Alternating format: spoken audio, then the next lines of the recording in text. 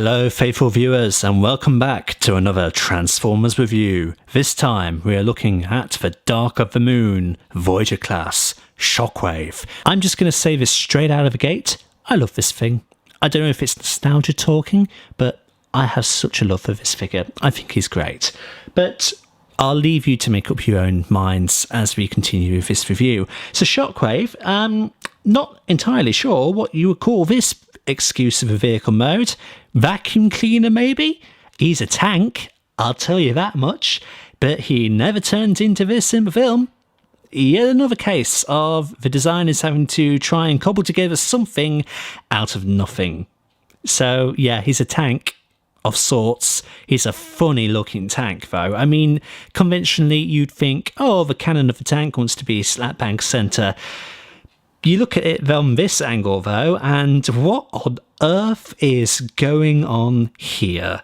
It's not... I don't even know how to describe this apart from glorified vacuum cleaner.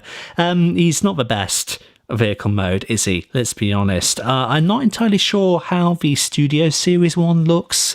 It might improve upon this. It probably does improve upon this. My knowledge of the Studio Series version of this figure, it is essentially an upscale version of the Revenge of the Fallen Megatron that they had. You could check out the review for that guy in the top corner. But yeah, they retweaked it, they remolded it into Shockwave, and it works quite well. This worked for the time though. This figure is 2023 now. This came out in 2011, so it's about 12 years old. That makes me feel so old. It's disgusting, which is an appropriate word to describe this vehicle mode, I suppose. A bit disgusting. Again, there's better things out there. Primary colour scheme, purple. It's Shockwave. What would you expect? Nice silver though on the front here especially. This is definitely silver. The rest of it is grey, but silver cannon there, well, nozzle of a cannon, and silver whatever the hell these are going to be. It's lovely. There's also gold highlights on the caps of the wheels, on the backs of the treads there, a little bit on whatever the hell that is going to be. Overall paint, really nice. There is a cool Decepticon logo on the barrel of his Astromag cannon there. We'll try and get that in focus, but you know what we're like, we're never very successful at that. There you go, now you can see it. It's simple, it's effective, love it. Yeah, I'm struggling to come up with words to describe this thing because it's just weird. A bit like Megatron, he sort of has visible head syndrome because it is there, but at least a conscious effort is made to cover it up with this. Turning him over, look at those beautiful silver treads though. That's stunning. Glorious. He does have these puny little wheels here, so his ability to roll is decent, actually. It's fairly good. It's better than the Revenge of the Fallen Megatron, I'll tell you that much, because remember in that review, he wasn't particularly very stable. This guy, I can say, is stable, solid as a rock. To transform him then, it is fairly simple, thankfully. We're going to start by basically unplugging his arms. Just move them up and out of the way with and just leave them hanging for the foreseeable. We will come back to them. We're going to untap these bits here. And again, just leave them upward. Oh, it's a very secure connection to this figure's credit. Kudos. We're going to come to the front. We're just going to untap that and bring it all down. And again, leave it hanging. From the looks of it, I've not got that tabbed in quite correctly. But oh well, never mind. We're going to unplug the legs and just roll them out like that. Nice and tight ratchet joints. We're going to twist that down and around like so on both sides. Get it situated like that. Then I'm going to just hoist all of this back again just to get it out of the way so we can continue with the legs unpeded. Ratchet them down slightly, and then coming to look at the feet themselves, I'm going to roll out the heels, untap the toes, bring them down, and I do like that. Whether you caught it or not, I don't know, but as you bring the toes out, you can see these purple spikes here also follow suit and then stay in place as you bring the rest of it down. Really cool. And same thing on the other side. We're going to roll out the heel. Like that, very stiff. Unplug that. Nice. And fold out the kneecap. Then turning our attention to the top of the figure.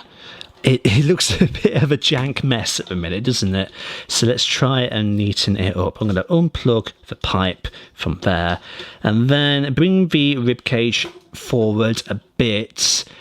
Now let's see if we can get this all on camera. There are, of course, the 2 tabs on the inside there, and you can see the holes on these bits. So we've got to try and roll these inward until they snap into place. Like that. Get out of here, arm. Nobody wants you. Rotate these down so they line up with the plugs and just stab all of that into place. And bring the arms down, make sure they're rotated correctly so the purple is at the front. Then coming back to the back here, roll that bit, then take these, bring it forwards. This little bit is a bit tricky. It is, just knowing how to get it. Rotate all of that round so it can plug into the back of the rib cage as well. Just like that. And then changing our view, we can bring all of this down. Then we're going to collapse these inward, and there's tabs which plug into this bit here, trying to keep all of this on camera. It might help if I plug them in beforehand and then try get all of that into place nicely like that. Rotate his head, and then it's kind of personal preference where you plug his hose into. Officially you're meant to put it into this port here, but I find that greatly limits articulation possibilities, so I plug it into this port here, and I just decapitated him while I was doing that. Plug that back in, and then the last thing, roll out his left hand. I'm realizing that it's actually misassembled. Oh well.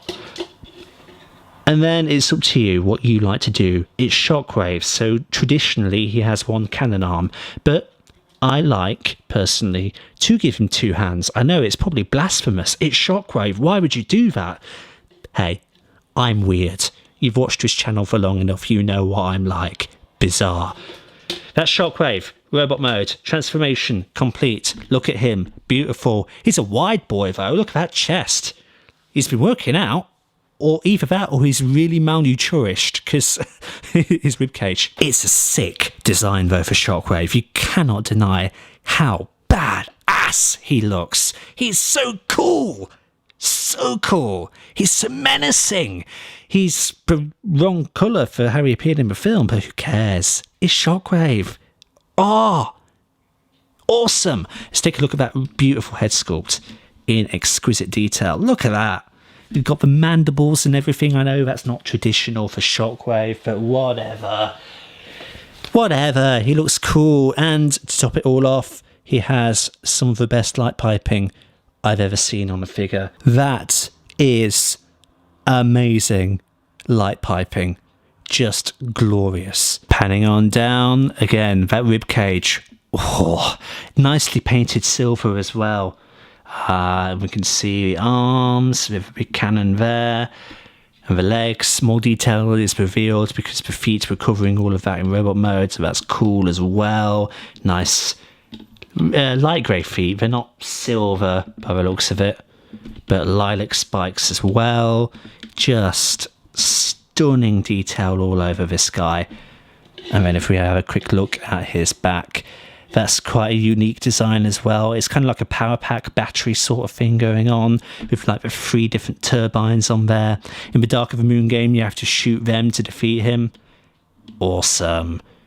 It is a little bit unfortunate though, looking at this back, how hollow some of the pieces are.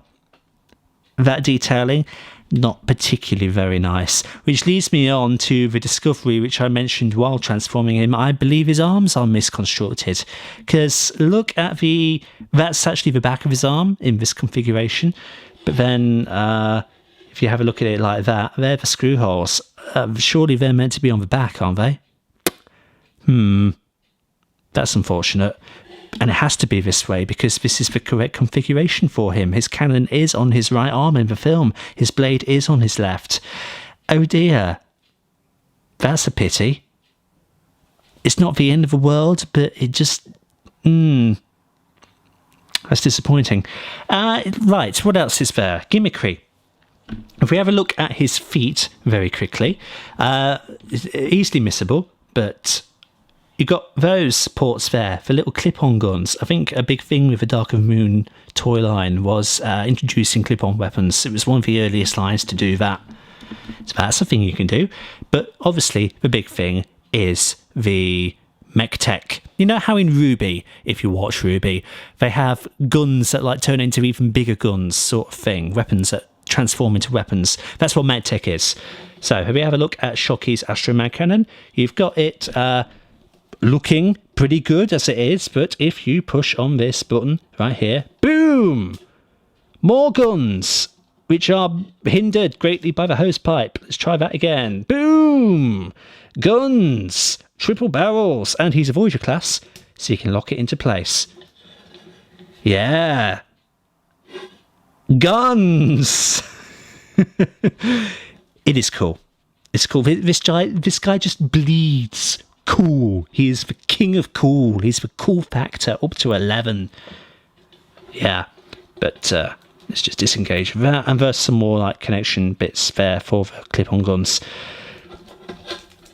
Just try and unconnect that. There we go. Other little gimmickry things that you can kind of do. This blade is removable. Now he can actually hold it. His hands are sculpted in a way that would permit this. You can see there are more clips there for those weapons that I talked about earlier. You can't really put this cannon on this arm just because, as you can see, the ports there and there are not the same. So you'd have a bit of a rum job really trying to get this on. I mean, it goes on. It does go on. Maybe I'm eating my words. But it's not meant to. It's not the best connection in the world. But it's a thing you can do. It is a thing you can do, apparently. I stand corrected. The other thing that I was going to get at, though, is if you take this arm blade off that arm, you can, if you like, plug it into the tip of the Astromag Cannon like that, and now you've kind of got like a Revenge of the Fallen Megatron kind of thing going on, where you've got the main gun, and then you've got the blade coming out. So he could do a Megatron in the forest fight and stab somebody in the back and then shoot them through the spark. Articulation then, let's have a look. His head can turn 360 degrees, but there isn't really any up and down rotation there at all, just because of the way that his neck plugs in to that really. At the shoulders now, we can see that they are kind of like mushroom pegs sort of things. This one can swivel unpeded, but this one of course is limited because of the hose pipe, and depending on where you plug it in, it could be even more limited than it already is. And you can kind of see, you can raise that arm. Thankfully, it is staying in place, but it does provide a little bit of tug. Yeah. At the elbow, you have a 90-degree bend, shockingly. Puns. And then at the wrist here, it's connected by a pin. So all you've got is the forward and back folding for transformation. And then there is rotation at the upper arm as well. At the waist, nothing.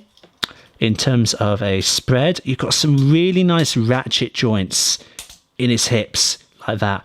So a beautiful spread. Oh, yeah, just get them down like that. He has a 360 swivel, like that. Majestic forward kick.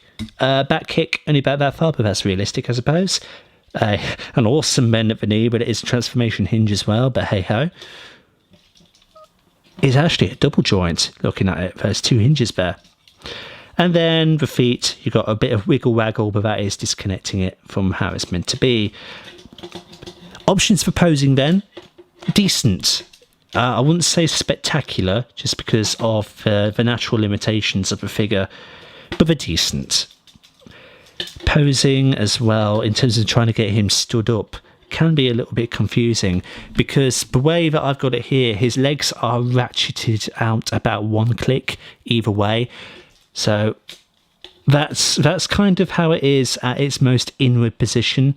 So you've got it ratcheted out at 1, basically, which kind of leaves him kind of like a man spreading kind of position for his natural stance, which is a little bit weird, but it doesn't look all that peculiar considering how wide his chest is. Size comparison time. Here is Shockwave against his fellow Dark of the Moon Voyager. This is Megatron. Here he is with Prime Deluxe First Edition RC, who came out the same year. Believe it or not, they're both products of 2011. I got them the same year. That was a good year for getting Transformers 2011, blimey. But yeah, you can see a Deluxe class up against a Voyager class right here. And then keeping the trend of a recurring figure, here is Mysterio up against Shockwave. There we go then, that is Dark of the Moon Shockwave. I do have a really soft spot for this figure. I mean, 2011 for me was a great year to get Transformers. And at the time, there weren't too many Shockwaves available. Like, Animated Shockwave was the other big one. I don't know if Fall of Cybertron had come out just yet. By that time, it probably had, so there might have been before the Cybertron Shockwave available as well, and you can see the review for him up in the top corner. Overall, it is a very good figure. I mean, it hasn't aged well though, considering the Studio Series 1 is number 1, bigger, number 2, more movie accurate, and number 3, better. But this is still a charming figure in its own right. I mean, the detail on it is exquisite, the paint is exquisite. His transformation is simple and not infuriating in the slightest. Sure, articulation is a little bit weird, so really that's the main reason he's not aged well. But he's good! He is good! I love him. I do love him. He's a must keep in my collection, and he's actually one of my favourite figures that I own. So I absolutely do recommend this Shockwave. He's not the best one that's out there on the market. Subjectively, there are better ones, but a solid Voyager class figure that blends beautifully in with the collection that at least I have. I do recommend him. I give him a thumbs up. Definitely seek him out if you can. You will have a good time with him. In the end, you will. So that's Shockwave. Thank you, everybody, one and all, for stopping by and checking out this video. Like and subscribe if you haven't already. And please do share this video around to help out the channel. And until the next time, see you all later.